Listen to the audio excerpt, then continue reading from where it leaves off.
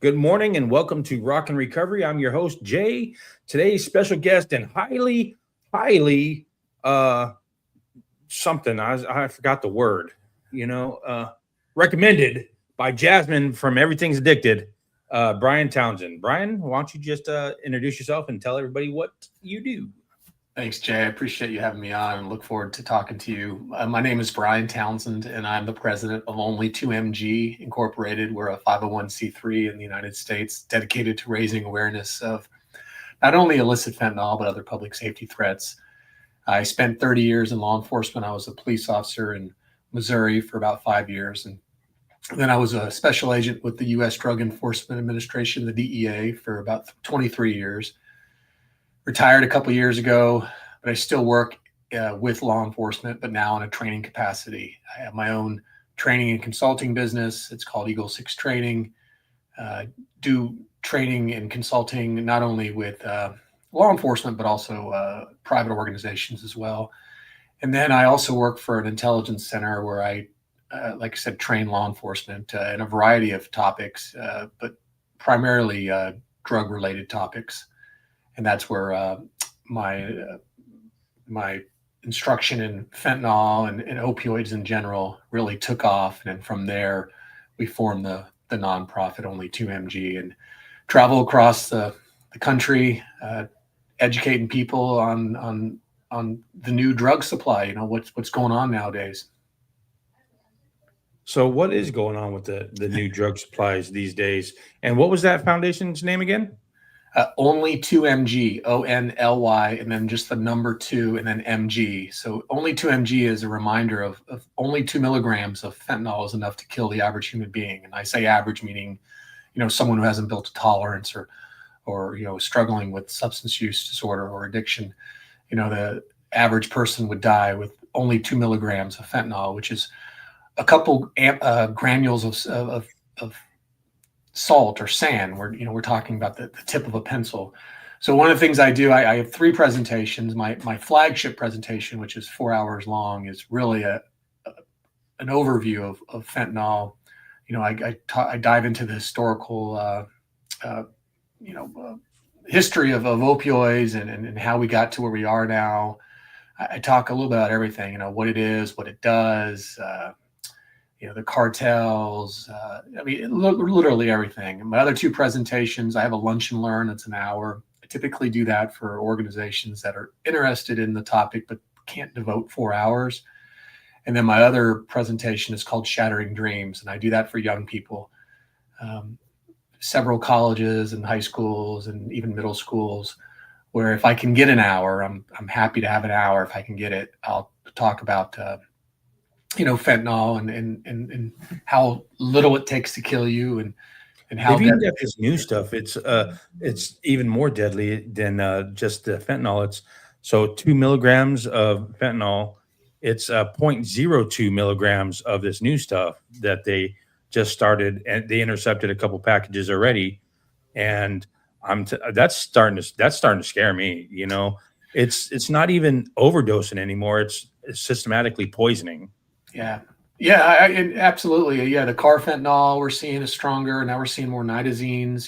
The synthetics are really taking over. They're all opioids, but it's just all lab made, and it's just every time you hear the news, it's something stronger and stronger. It's sad. It really is.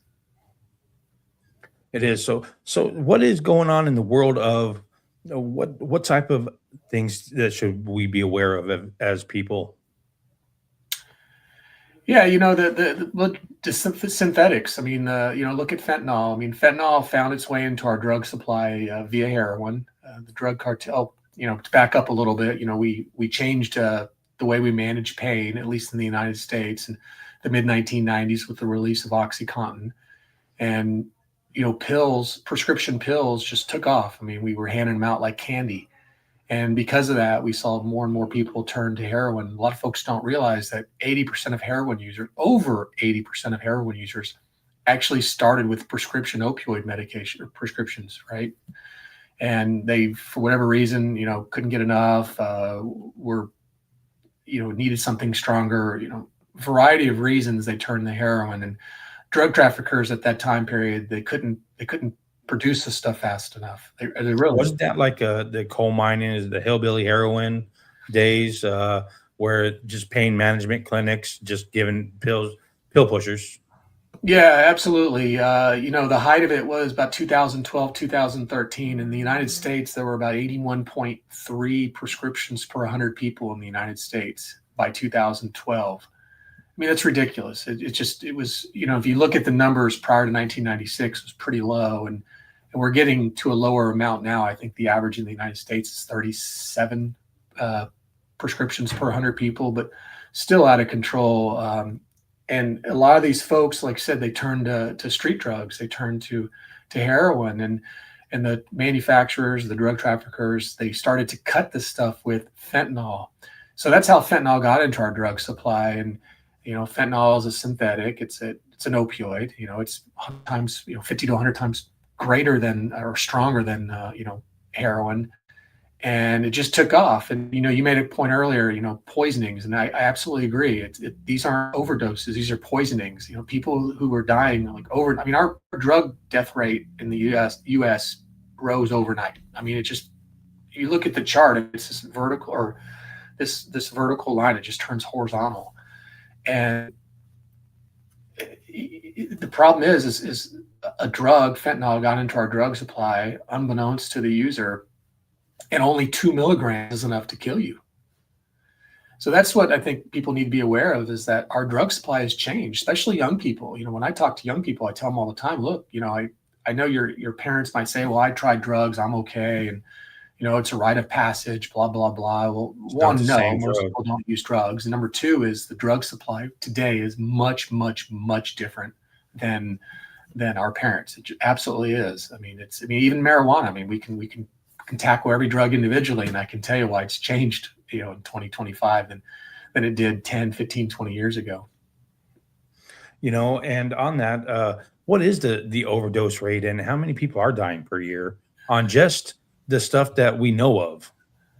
Well, we know about 75% of all the drug deaths are because of fentanyl or synthetic like fentanyl. So in the U.S. last year, we lost about 80 to 82,000 people to drugs. And if you dive deep into those numbers, about 75% are because of fentanyl. The year prior was our highest. We had 105,000 people die because of drugs in this country, and about 75% were because of one drug. And I always put that in context because first two things. One is they're not just numbers or people. They're our friends, are our family, they're people. We can't lose sight of that. Number two is, especially when I talk to young people, is what is 75%? And especially, when you look at 100,000 people dying, 75% is about 75,000 people. So I always show a photo of like an NFL stadium. And I say, okay, this NFL stadium is 75,000 people right here. That's how many people die in 1 year because of one drug. In 30 years in law enforcement, I've never seen a drug more impactful. I've never seen a drug change experimentation, casual drug use, recreational drug use. I can't tell you how many folks who I have spoken to and who I know who struggled with addiction in their lives, and they're clean, they're in recovery, and it's a beautiful thing. And they all tell me that if fentanyl was around when I was in the thick of it, I would be gone right now. And they're probably right. I mean, that's how devastating it is.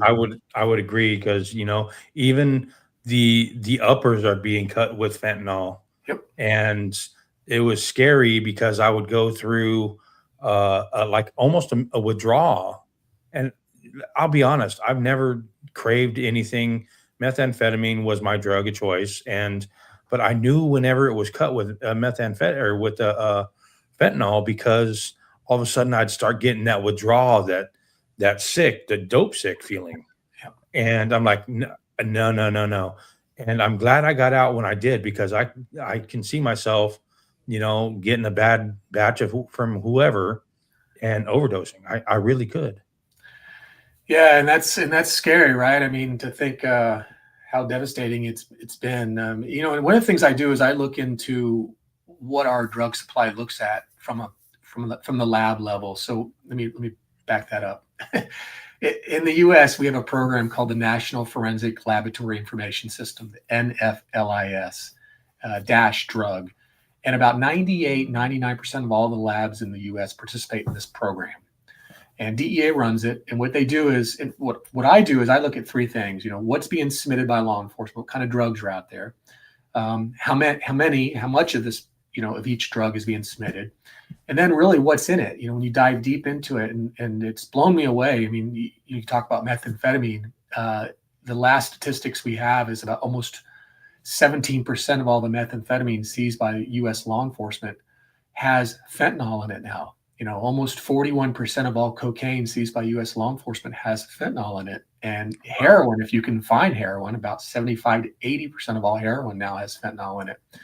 And then the pills, the pills have really taken off as well. The pill presses are scary. I'm telling you, I know somebody personally that she was prescribed, or her prescription was Perk 30s or Perk Oxycontin or whatever it was, and she ran out of her prescription, and she wasn't abusing them. That's the thing. She wasn't a drug abuser, and she just needed something to get her to. She ran out for some reason. Her doctor was off and didn't write the prescription, and they had to see them every time they rewrote the prescription. Yeah. And so she's managing her pain. For real reasons. And she's like, well, can you get me this? And it was fentanyl, and she overdosed one time. And luckily they got her, she got out and she's clean and sober today, but still that's scary. That's scary. One time, exploratory, a person is going to die now because of that. Absolutely. And I can't tell you how many families I've spoken to with similar stories, and it breaks my heart. I was talking to an aunt whose niece, unfortunately lost her life, was poisoned by fentanyl a couple of years back. 20-year-old young girl with her life ahead of her was having a slumber party with two of her girlfriends, and they bought an Adderall, and it was a counterfeit Adderall, and it wasn't Adderall. It was just, whatever the drug trafficker gives you. They split it into 3 parts. We're talking a little pill that they split into 3 parts, and unfortunately she never woke up. I can tell you story after story after story, similar. People sprinkled it on weed. Weed was a party drug. For me, it's like, yeah. But now that's just scary. That's just really scary. Yeah, we haven't found any. We hear about the marijuana, but we haven't found any evidence, conclusive evidence, that it's actually causing fentanyl overdoses. Cocaine we have, methamphetamine we have, heroin we have, the pills we have. We hear about it in the weed, we hear about it in the vaping quite a bit, and that's something that I get asked about a lot, especially when I talk to young people, because it's marijuana, right? And a lot of them smoke or experimented, and a lot of them vape as well, or at least experimented. And it's scary to think that could happen, and we've certainly looked into that, but we haven't been able to prove that, with the actual marijuana. And we think the reason is because the way marijuana is smoked is much differently than meth and other drugs. You're usually with, like, for instance, with even fentanyl, right? You have a spoon, or let's say aluminum foil, and you're heating the bottom of it, and you're inhaling the smoke. With marijuana, you're actually lighting the product itself, right? The product, yeah. So there's a belief that any fentanyl on there could potentially burn off or not have a damaging effect. I hope that's true. For all intents and purposes, I hope that's true. Yeah. For me, I was an IV user, so everything went straight to the vein. And that's even more scary, because I know people that have eaten pills, fentanyl, but once they smoke it, it's something totally different. One hit and they pass out. It's the way it breaks down, or what's the effect of that? How does that work? Yeah, every drug, depending on how you use it, is going to impact you a little bit differently. The fastest way a drug gets to your brain is inhalation. Everyone thinks it's the IV. It's actually not. That's number 2. It's it's like people who smoke cigarettes. You're looking for that bump, that hit pretty quick, right? And that's what it gives you. So really, whether you swallow it, whether you're using needle, whether you're foil smoking, or using a spoon or a pipe or whatever, it's just the route of how it gets into your body is a little different and impacts you a little different. And you talk to people and they prefer certain ways when they use drugs. So for the parents of the teens out there and friends of everybody else, what are some signs to look for? Yeah, great. Change of behavior is the big one. You have your son or daughter is, I don't know, all of a sudden they don't want to play sports anymore, or maybe all of a sudden they have no interest in band or some type of activities they were always interested or involved with. And I know sometimes kids just lose interest. It doesn't mean that if your kid quit the football team that he or she is using drugs, but um, grades. Is there just sudden changes in behavior? Are they more moody? And of course that's a teenage thing as well, right? But you have that baseline of behavior that what to look for. And then as you see it change, and I don't mean as they mature or grow older, because there will be a change there, but I mean, you'll know that the changes. And it's amazing when you talk to parents, they're like, "God, I recognize something was happening, but I didn't say anything. I didn't, my brain was telling me something was happening to me, but I couldn't find the words to address it, and just be involved in your children's life and notice those changes and make sure everything's good and everything's healthy. And that's the big thing, I think, is just the change of behavior. Yeah, and okay, so with the change of behavior also comes change of habits and whatever else. Yeah. Uh, how do we start talking to our? Is there got to be a back and forth between the parent and child, or between friends, or what's that supposed to start like? Age appropriate. I would talk to your kids early and often and make it age appropriate. I mean, don't use terminology or statistics that are going to bore them or be too intellectual for them, or something they can't understand. But kids will surprise you, and I think they're craving this information. I can't tell you how many folks I've spoken to, high school, even college kids who come up to me and say, "God, I've never had this information before," and they want this information, and it needs to start in the home. I'm happy to provide that information. I'm happy to go to the schools, but I would love to be able to go in and reiterate what the parents have already told them, as opposed to being the first person who ever told them that fentanyl is a drug that can kill you the first time you use it, and educate yourself. There's plenty of resources on the internet, DEA, there's tons and tons of resources on the internet. Educate yourself. If you're not familiar with these drugs, go to this type of training yourself. Don't let the stigma, well, there's two types of stigma. One is how we treat people who use drugs. And then the other stigma is how we're afraid to get information because then my neighbors or my friends might think there's something wrong. I can't tell you how many parents I've had who don't want to come to the trainings because, well, then someone's going to think there's something wrong under our roof. Well, you know what? Who cares what they think? Who cares? Yeah. Absolutely. I mean, if you care about your family, if you care about your kids and your community, then educate yourself, come to these things and, be the change, be the force multiplier, take that information back into your homes and educate your family before it's too late. Because I can promise you, I've talked to a lot of parents out there where it is quote unquote too late, and they wish they would have got this information a lot sooner. And don't do that. You're doing a disservice to your family when you do that. Just who cares if someone sees you walk into a drug seminar? I mean, that's the most absurd thing. And I know I can't stop it with these words, but I'm hoping that people listen and say, yeah, you're right.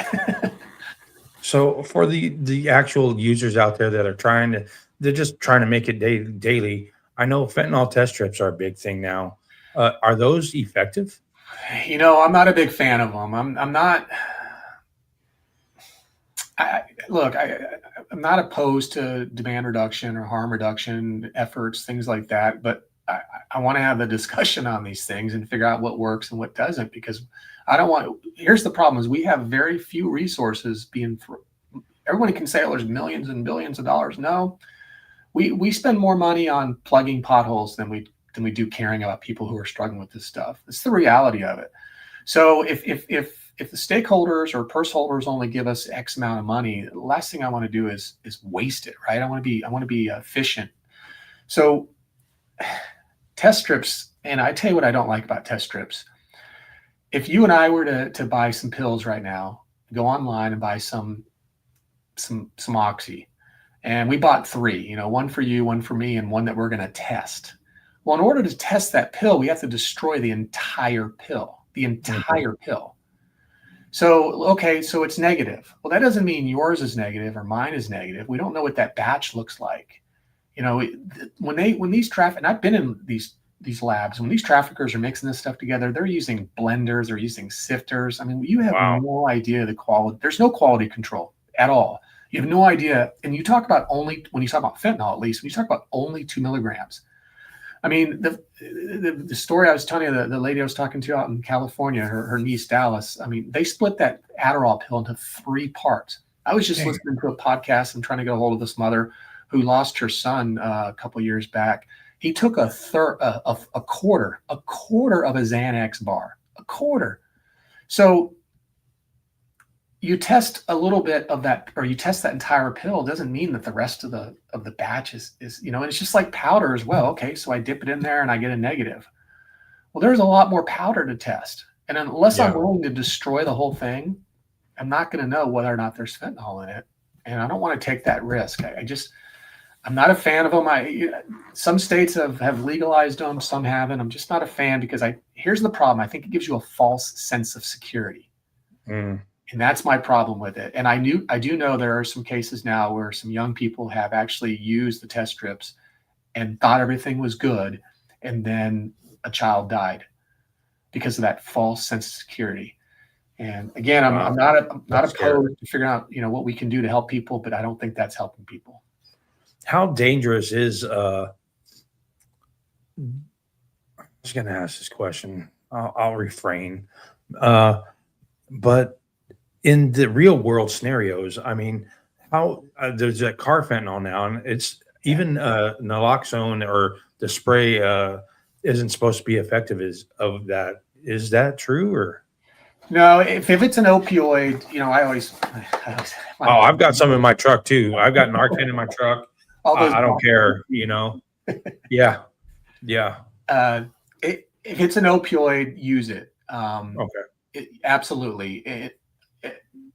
You might end up using more than a box. Obviously you use it, wait 2 or 3 minutes, let it do its thing. If it doesn't work, hopefully you've called emergency services, while you're doing this, and they get to medical attention as quickly as possible.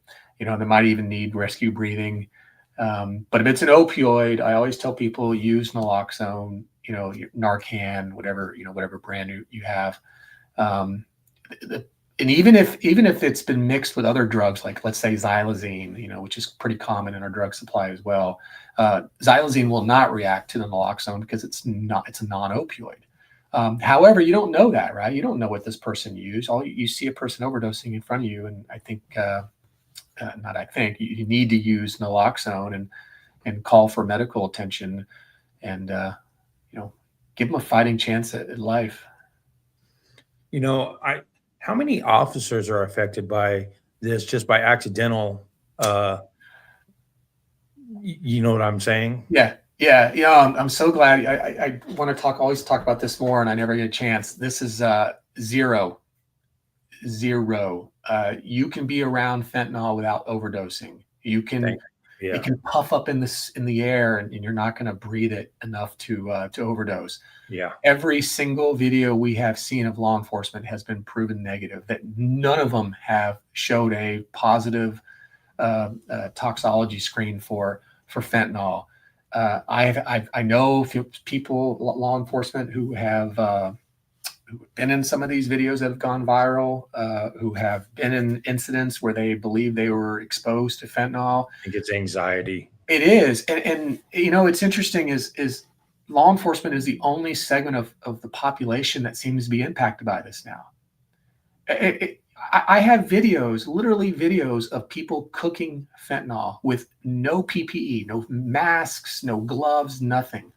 Why aren't they falling? I had a reporter from a well-known organization asked me, well, maybe they built a tolerance. You don't build a tolerance from being around a drug. You build tolerances from using a drug. And, it's just infuriating and then that drug, I mean, think how many times that changed hands prior to that. So methamphetamine was a little different. It is an oil-based, and the oil in the certain chemicals that you use can absorb into your skin, but I've never heard anybody getting high that way either. No, I mean, the pharmaceutical industry spent literally millions of dollars developing the patches, right? The fentanyl patches. I mean, it's a very, I don't know what the word I'm looking for, but they've spent a lot of money making that process work, right? So, I mean, the only way you're going to get it through your body is if it goes through your mouth, your nose, your eyes, a cut, your butt. I mean, it's got to get in somehow, right? And just being around it these videos, let me tell you, it's just the last couple I saw, it was, and I'm not making fun of these police officers. I'm glad they're okay. I really am. But it's absurd that these articles get ran and people believe that fentanyl it's a deadly drug, 100% deadly drug, but it's got to get into your body to do the damage that it's been doing. So another question is, do parents or just everyday public, there's no reason for them to be scared of actually seeing something, oh shit, and confiscating it?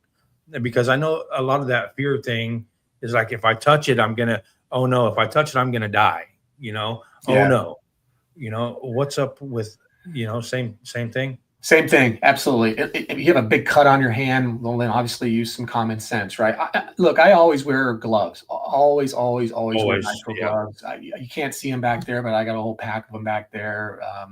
There's a glove I really like. I always wear them. But in the event that you're searching a child's room and you find something, if you got gloves, that's my preferred, route, is use the gloves. But if you don't, you're going to be fine. Is just use common sense. Don't put it in your nose. Don't eat it.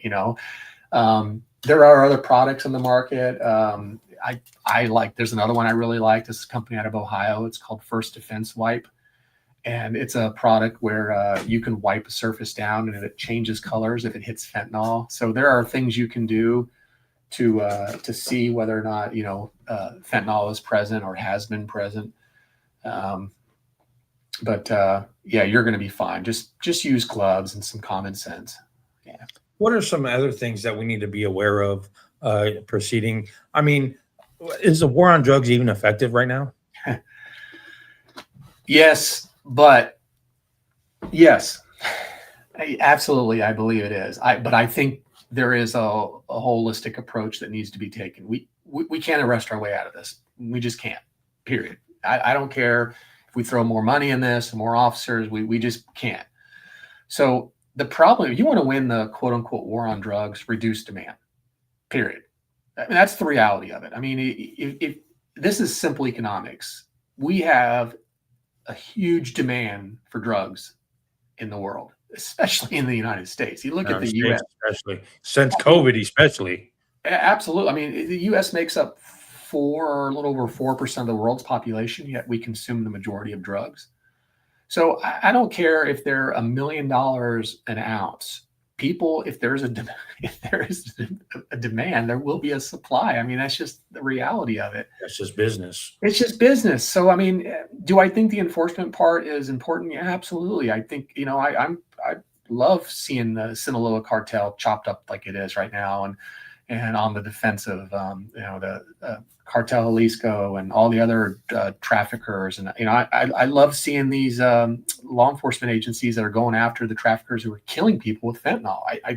I think that's part of the solution, but it's not the only part. It really, the education part, and that's why I'm involved in this chapter of my life. I think that's important, is making people aware, hopefully preventing drug use from especially young people.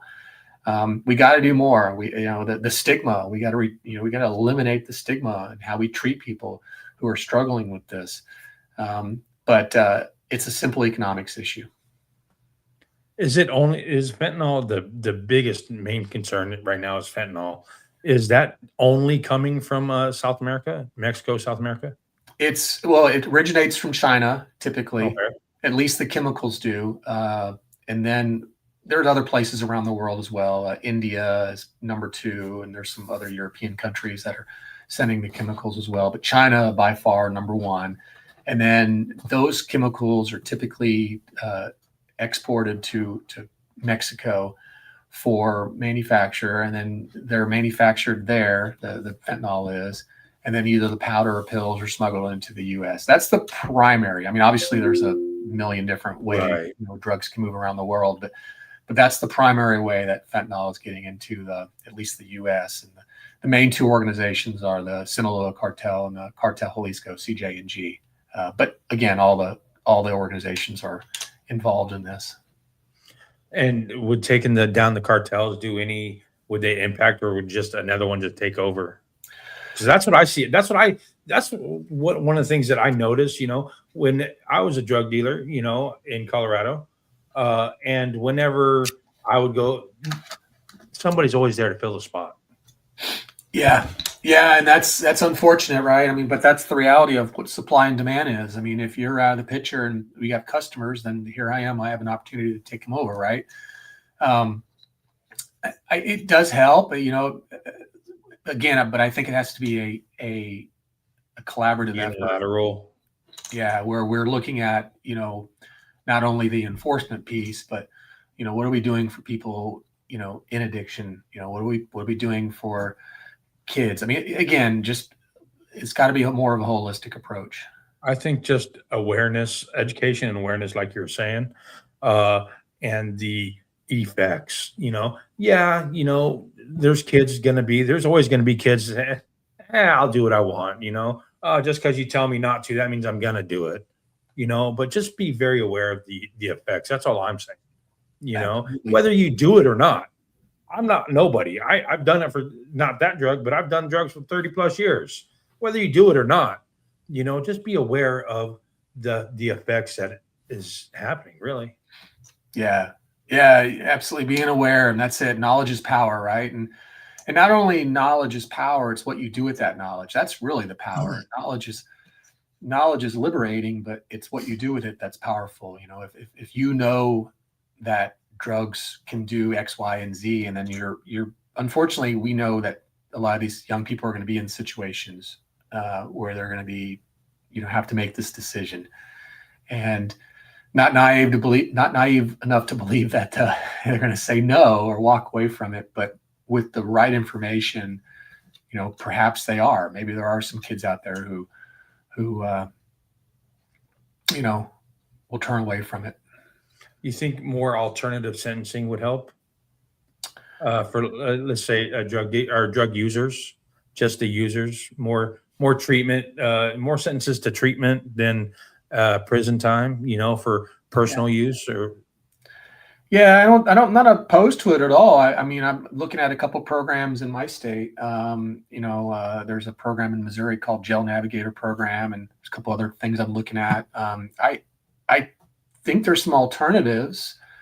I think there needs to be consequences for the things that we do. the action. I think there needs to be compassion and I'm not opposed to second chances and things like that. I mean, I think it's not. I don't think it's black and white. I think we have to kind of look at it and dive deep into the person, the situation, and we know that treatment doesn't always work the first or second time, right? I mean, but that doesn't mean we abandon that as well. I mean, we know that the person has to go, right, and has to get it, and we got to fix the root problems. Why did they even start using drugs? Even alcohol. Is there trauma? Is there something that we need to work on as well? I'm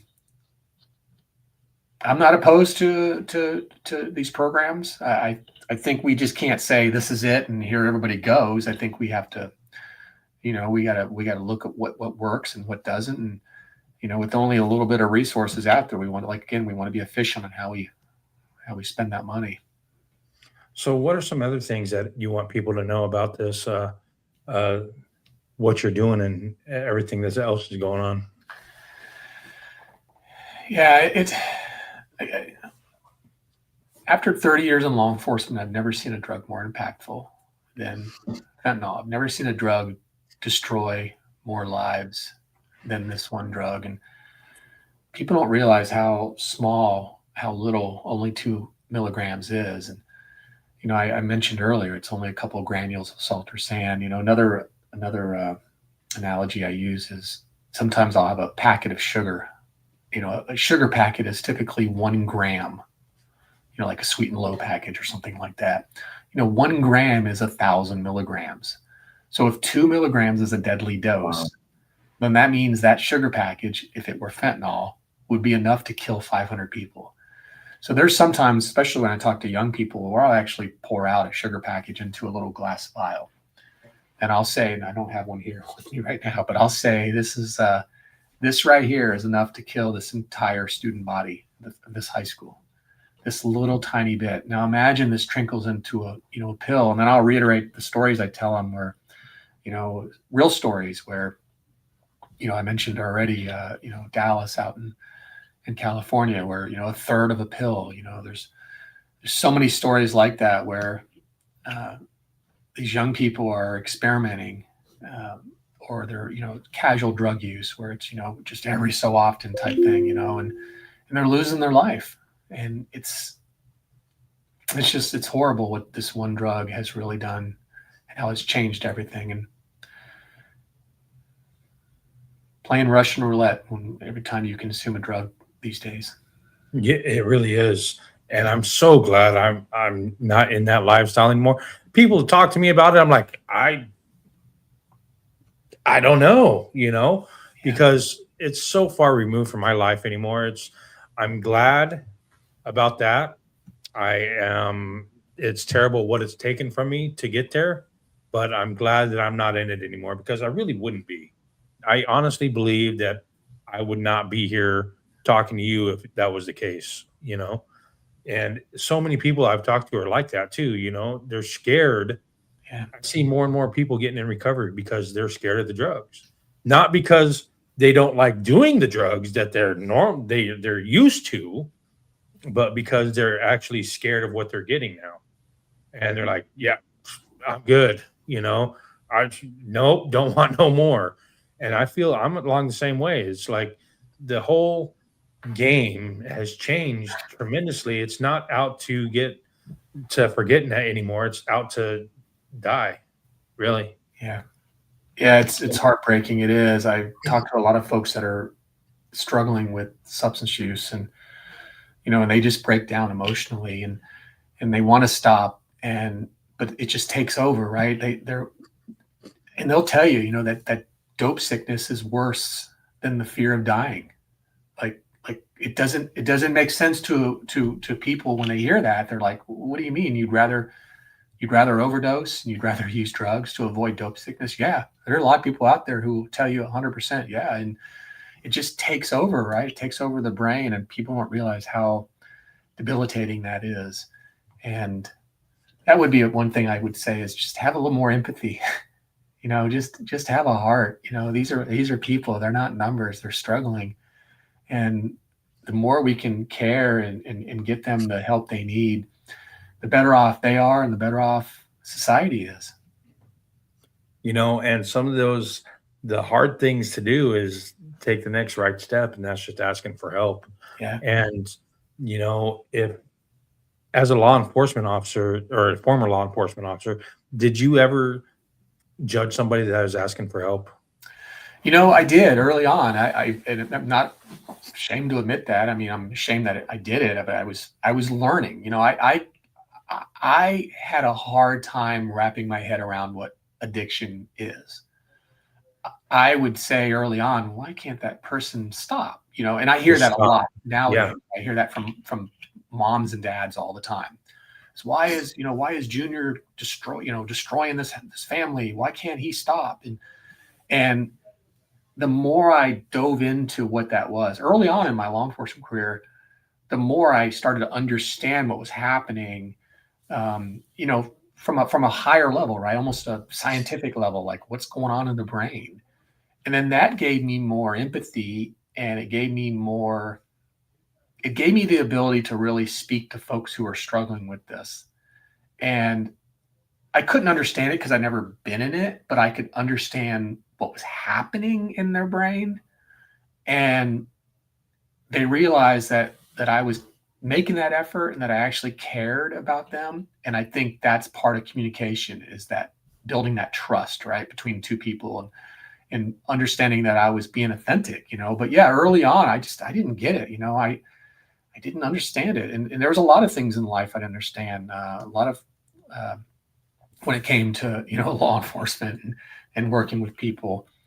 And that's one of the things I do when I train, especially when I train first responders and law enforcement, is I talk about, like, what are drugs doing to the brain? How is And it bringing back a more human, Yeah, approach. absolutely. Especially young people, when they're using drugs, I mean, we're rewiring the brain, and this is not healthy. This is not healthy for long-term, you know, brain activity. And the more and more we can educate people, I started doing that specifically to law enforcement. Now I do it for everybody, because I've realized that, yeah, I know law enforcement can be cold because they deal with this all the time. But let me tell you, the public can be just as cold as well, because they don't deal with it all the time. All they see is the stuff on the news, or the stuff on the street corners when they're driving by it, right? And just having some basic understanding of what is happening when someone continues to use drugs. I'm not talking about the first or second time. That's where the choice was. I'm talking about people that are struggling with full-on addiction. There's something going on there. There is. I 100% agree. Whether it's trauma they're coping from, whether it's just coping to fit in, just something to get feel to make them forget, forget whatever it is. And I, you know, do you find, okay, here's a question. I wasn't going to ask this, but you know, how how many law enforcement officers are actually involved? You might not have a stat, but are actually also part of the problem. And when I say part of the problem, addicted to their whatever else, do you find that they go into the job and then come back out of it as addicts? Have you ever found that? I don't know any statistics. I do know some incidents where law enforcement officers have used and drugs, illicit drugs, whether it's opioids, whether it's, you know, there was just a body cam not too long ago of a police officer using meth on duty. I've seen that one too. Yeah, I mean, alcohol obviously has been a problem. I don't think it's a large number. I only asked that just because where I was at, there was this person. I won't mention his name, but he started, him and his brother. They're twins. They're one of the very first people to arrest me when I was almost right in my early 20s. He came from my hometown, big, huge dude, and his brother arrested me, and ended up he was part of the problem. And by when I say part of the problem, he would actually confiscate other people's stuff and give it to others to sell. Wow. Yeah. So, Yeah. I mean, small town, it's not large town, but it happened, and it was very well known that it was happening, and nobody was stopping them. Yeah, unfortunately, it does happen. I hate it. It stains the entire profession. One thing I can say, and I think I can say it, well, I can say it with a lot of confidence, is I think it's a tiny, tiny portion of what law enforcement I does. agree. But unfortunately, it's what we talk about, right? And we should talk about. I'm not, it's the tiny things that are so emphasized anymore. It's not everything that they're doing right. It's take that one thing that they did wrong or one thing that they're not doing and glorify that and make everybody else bad. Yeah, absolutely. And that's and I get it. Their standards should be higher than the rest of society because they are, tasked with such an important but they're still human. But you're right. I mean, we do, we do judge pretty quick, and sometimes it's right. Sometimes, there's nothing good about a police officer stealing drugs, whether it's for personal use, whether it's for selling, whether it's for, it's horrible, and there's no room for that. And thankfully, I worked with some really good people. If we were to ever come across that, I no problem turning those people in. And I think most cops have no problem. I for the most part, I agree with you. And I found as I progressed more in recovery and also in the legal system, I found the amount of respect they give you is the amount of respect you give them. Yeah, And it goes both ways, So yeah, I've never been too harshly used or abused by the police, or mistreated, I should say. But I always had that respect for them too. So, yeah, yeah. And that's like I said, it goes both ways. And it's police officers are in a unique role where they have to wear a lot of hats. And on one call you might be wearing 18 different hats, right? and and they also, they get hardened. You see a lot of things early on, and in your career, and the average police officer sees more in his or her first year than most people see in a lifetime. I mean, it's so you have to cope with that, right? And not that drugs or alcohol are the way they cope with it, because it's not. But they might appear less sympathetic, or just because they've been hardened a little bit, yeah, and seasoned. absolutely. I And get I it. think there's a little bit of unknown, the ignorance. And ignorance sounds like a horrible word, but like I said, early on in my career, we talked about addiction earlier. How did I treat people? And I didn't know. There was a learning curve, and I had to learn, and I think that's part of the problem as well. Yeah. Do you think the stiffer, harsher penalties for the actual pushers of the fentanyl it would do anything? Going after more and more of the people that are actually killing others. Yeah, I have no through problem with pills. that. If you're trafficking drugs with fentanyl in them, I think you need to be held accountable for that. I have no problem with that at all. It, yeah, the possession charges, I think those are the ones. Like I said, if there's ways to mitigate jail, something different, then I'm all ears. But the traffickers, and I get it. Some people are trafficking To supply their own. Yeah.